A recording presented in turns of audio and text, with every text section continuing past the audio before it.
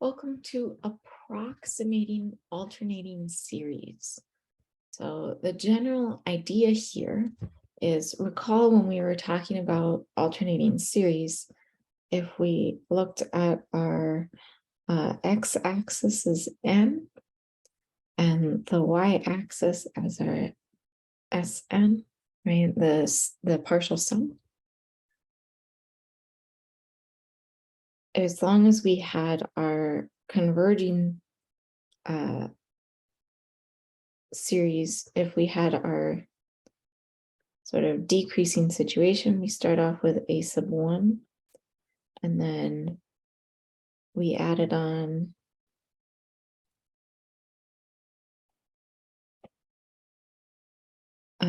or if we subtract off a sub 2, it gives us S2. And then if we add to that our a sub 3, it gave us our S sub 3, etc. Right? So the general idea here again is that we sort of zeroed in on whatever our final sum is. And each of our partial sums is no further away than the next term, no further from the limit than the next term of our series, right? So we overshoot when you subtract or add on the next piece, and it keeps bouncing back and forth. So the alternating series approximation theorem says that if we have a sub n positive and a sub n monotonically decreasing,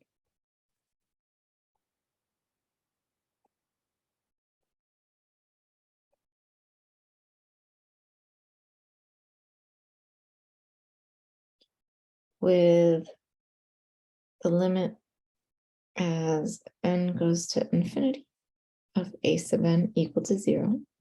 So by our alternating series test, we know that we have convergence of our series. Then the nth partial sum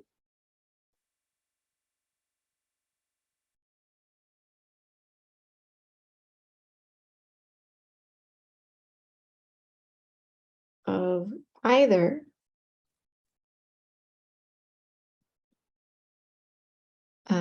sum from n equals 1 to infinity of -1 to the n times a sub n, or of the sum from n equals 1 to infinity of -1 to the n plus 1 times a sub n, satisfies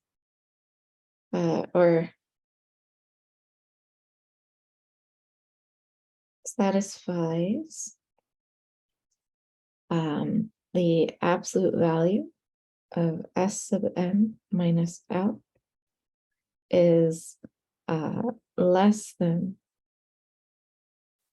or we can go less than or equal to a sub n plus 1, where L is the sort of value of the series.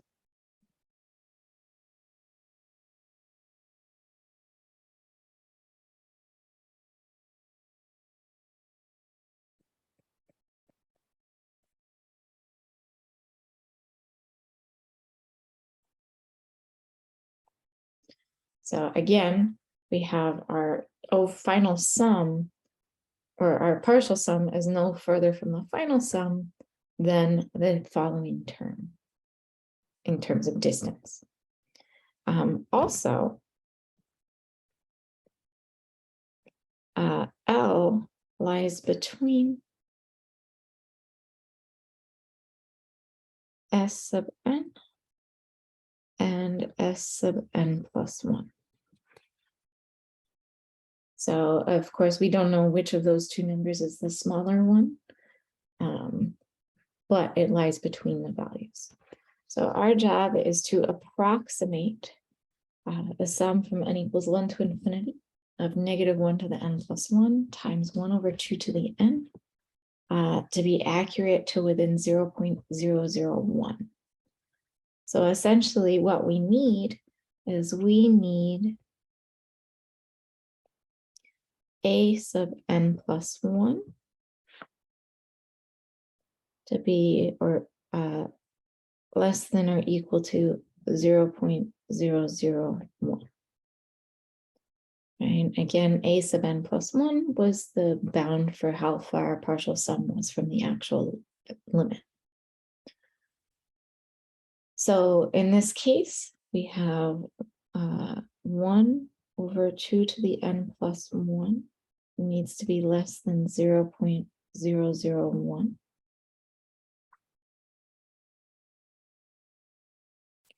Or 2 to the n plus 1 should be greater than or equal to 1,000. If we take the natural log of both sides, we're looking at n plus 1 times the natural log of 2. Should be greater than or equal to the natural log of 1,000. Or n plus 1 should be greater than or equal to the natural log of 1,000 divided by the natural log of 2. If we evaluate that, we wind up getting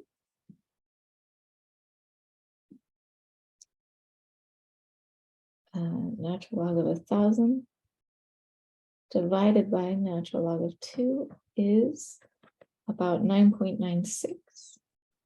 So n plus 1 is greater than or equal to 9.96. So we can pick the smallest possible option. We can pick n plus 1 to be equal to 10, and therefore take n to be equal to 9. So we just need to find s sub n, or s sub 9. So we know that the difference between s sub 9 and the limit has to be less than or equal to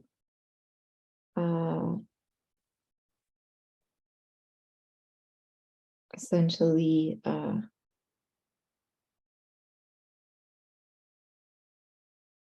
our a sub 10,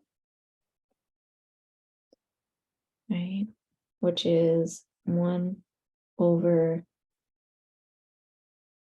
2 to the 10th.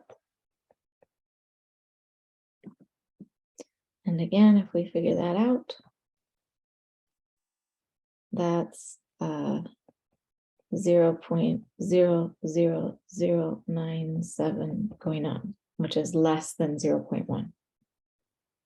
Sorry, less than 0.001. So we have what we need. We just need to find s sub n.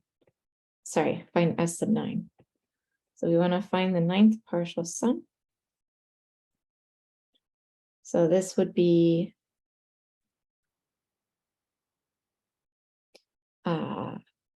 we had -1 raised to the 2nd power. So we're starting on the evens.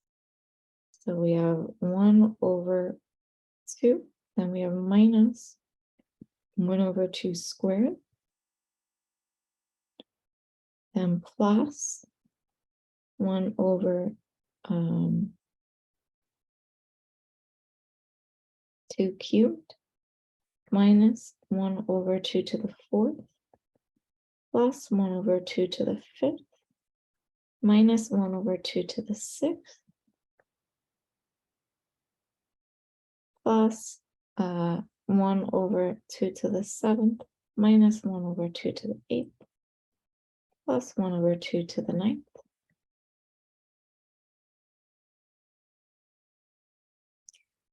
This is just 1 minus -1/2. Well, actually, we'll just work our way through. So this is 1/2 minus 1/4.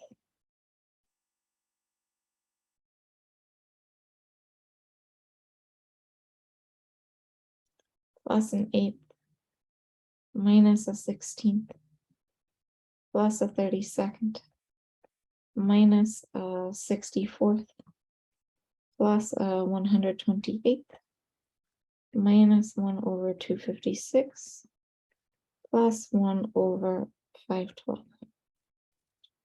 1/2 minus a fourth is 1/4 plus 1/8 would be 3/8 minus a 16th would be 5/16 plus a 32nd would be 11/32 minus 1/64 would be 21/64 plus 1 over 128 would be 43 over 128 minus 1 over 256 would be 85 over 256 plus 1 over 512.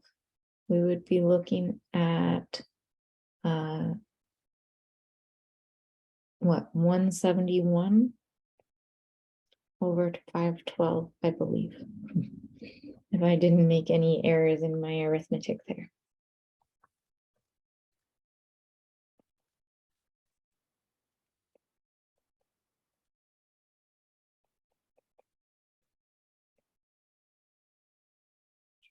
Right, and so we would say that our sum from n equals 1 to infinity of -1 to the n plus 1 times 1 over 2 to the n is approximately